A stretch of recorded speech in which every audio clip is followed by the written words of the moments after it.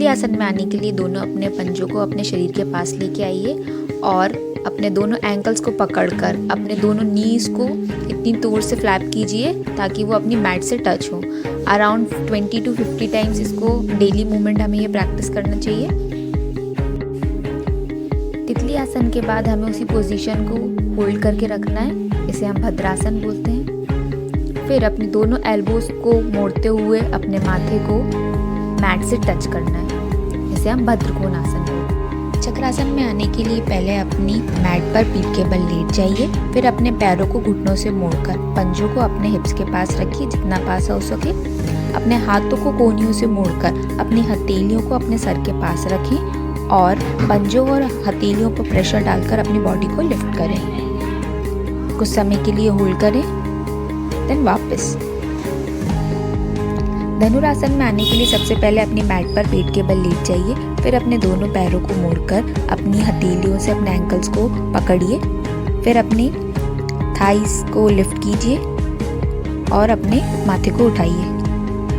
10 से 20 सेकंड तक अपन को होल्ड करना है ये। इससे हमारी थाई मसल और हमारी कोर स्ट्रेंथ इंप्रूव होती है। कुछ समय होल्ड करने के बाद वापस रिलैक्स। भुजंग आसन में आने के लिए सबसे पहले अपने पेट के बल लेट जाना है, दोनों पैरों को मिलाना है, हथेलियों को अपने मोड़कर अपने शोल्डर लेवल के पास रखना है, माथा अपना मैट से टच करके ऊपर उठाना है। इसमें ये ध्यान रखना है कि हमें अपने हाथों पर प्रेशर नहीं देना है। थोड़ी देर होल्ड करके वापस।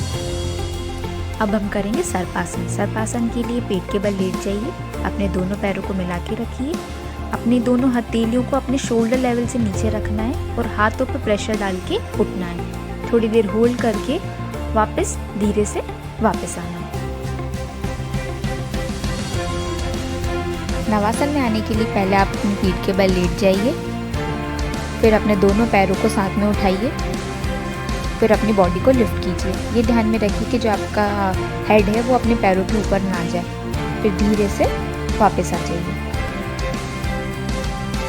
विपरीत करनी आसन में आने के लिए पहले अपनी मैट पर पीठ के बल लेट जाइए, अपने दोनों पैरों को लिफ्ट कीजिए, फिर थोड़ा सा जंप करके अपनी हथेलियों से एक स्टैंड बनाइए। अपनी हथेलियों को अपनी पूरी बॉडी पर होल्ड कीजिए। पूरा प्रेशर हमारी हाथों पर होना चाहिए।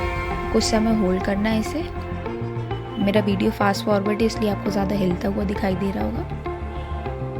फिर कुछ समय होल्ड करने के बाद अपने दोनों पैरों को पहले अपने सिर की तरफ लेके जाइए, फिर अपने हाथों को नीचे मैट पे रखिए और धीरे से अपने दोनों पैरों को मैट पर लेकर आइए।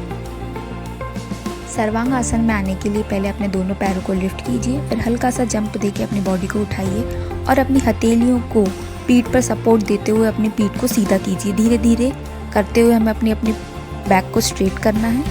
तब तक करना है जब तक हमारा चिन लॉक ना हो जाए। चिन लॉक होने के बाद हमको इसे 10 से 20 सेकंड तक होल्ड करना है, या जितनी आपकी कैपेबिलिटी है उतना होल्ड करना है। वापस आने के लिए पहले अपने पैरों को अपने सिर के पास ले जाइए, हाथों को मैट पे, फिर धीरे से अपने दोनों पैरों को वापस लाइए।